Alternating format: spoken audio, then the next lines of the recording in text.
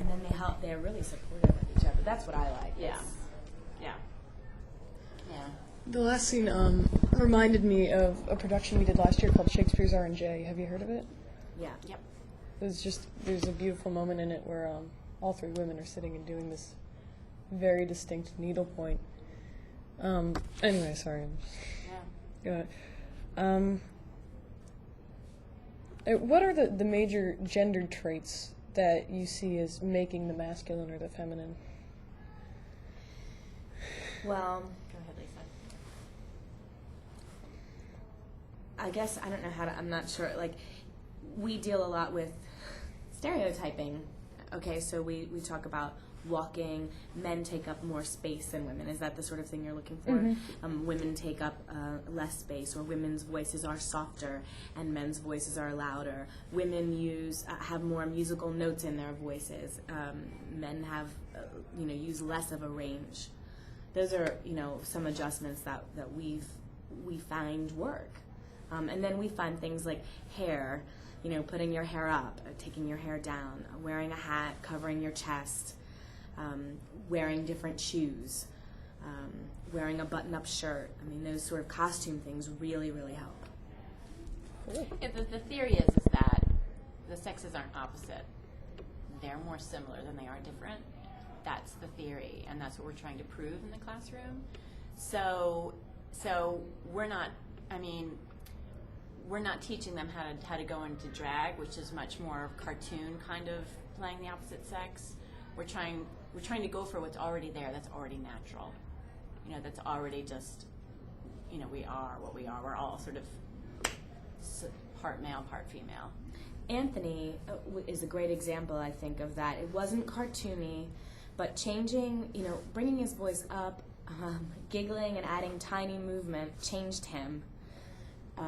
And he still, was wearing a beard and a hat, and yet there was something feminine about the way he moved and talked and did the text. So, we try to use those tiny adjustments. I think I see they work. We know they work. Mm-hmm. And they're different for, some of them I think are universal and some of them are really different. You see some things translate for some people and some things, don't at all. It doesn't matter sometimes if this person has their hair down because they're able to change their voice and their walk.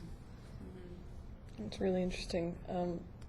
Why do you feel that theater, or in this case Shakespeare, which is theater, is a great way to discover and delve into this gender switching? I firmly believe that Shakespeare's theater was extremely queer. First of all, it was all male, boys and young men and old men working together, playing female roles erotically. So just by its very nature, in the time period, it was all boys, men playing female roles and them interacting, and it was completely believable. It was actually believed by the people in England at the time that women couldn't actually play women on the stage convincingly. That only men had the access to the technique where they could portray women in a believable way on stage. That is so crazy, right? So beyond our comprehension today, but that is what they believed. And when some people came back from Italy, where they did have women on the stage, they remarked on how amazing it was that women could play women on stage. So the belief there was that there really is not that much difference.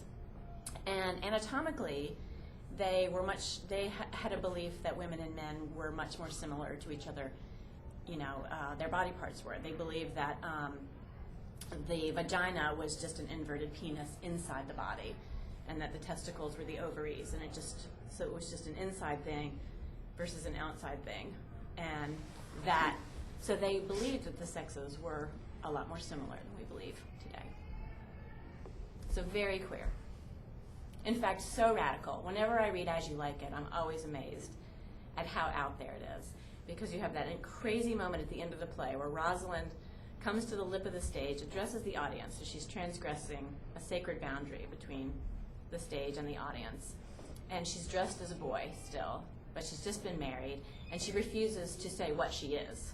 Actually, she sort of acknowledges that she's a boy actor, but that she's been playing a woman, but that she's also been a woman playing a boy. And it's so mixed up that it completely erases any notion of the binaries of male and female. Excellent point. Some of the questions are all mixed up here. That's okay.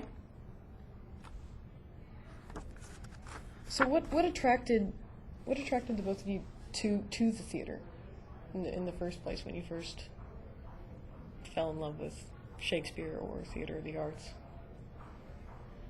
Well, we both have acting backgrounds, so I guess just the permission to play roles. I mean, it's just that simple. To put on a wig and, you know, not become someone else, but fool everybody into thinking you're someone else, you know, because it's all lying. It is. It's all lying, and it's all pretending. It's all make pretend, you know. So it's just, I think that game is really attractive to some people, and I think that's why it's exciting for us with playing the opposite, you know, with playing masculinity or playing, you know, it's that it's just a lie, you know. Which also speaks to the fact that we're sort of living lies. I mean, Judith Butler, who's the founder of queer theory, would say that we're all living a lie anyways, that we're all performing in our everyday lives. So why not just do what you do in your everyday life and make money and get applause for it? Right. You know? Right. Really good point. Not much money. Yeah. Right. That's the downside, isn't it? So, has your sexual orientation, or whatever it is, has that ever held you back or advanced you in the theater, or made it harder to play the opposite sexual orientation or gender, if you ever have? Oh, God. I mean, I haven't acted in a long time. I did a play with Lisa a couple of years ago, but before that it had been a long time. I sort of took a different track when I was in college. Oh, the last time I played was I was a freshman in college, and I played Hamlet in Dog's Hamlet, Cahoots Macbeth, which is a Tom Stoppard play. And,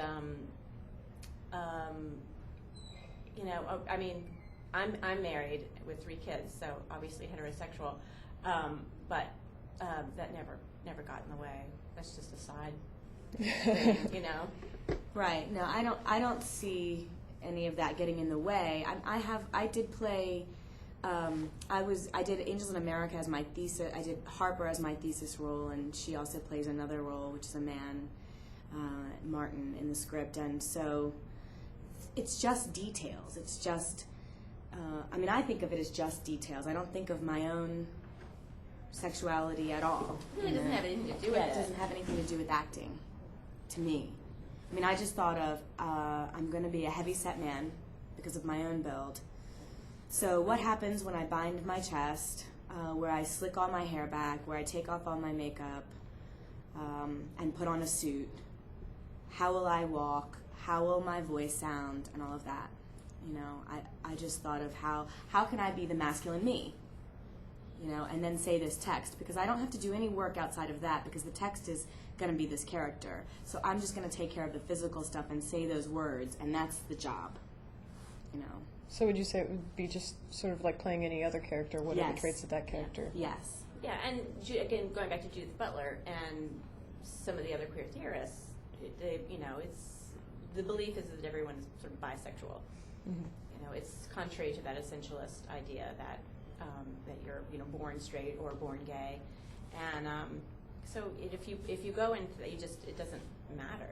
You have access to all of that stuff already. Right. Naturally. You have access to it, and then you're looking at the role. You're looking at the character. You know, that's where your focus is. That's what I think. Yeah. Cool. That's all I have. So. That was Great. Thank you.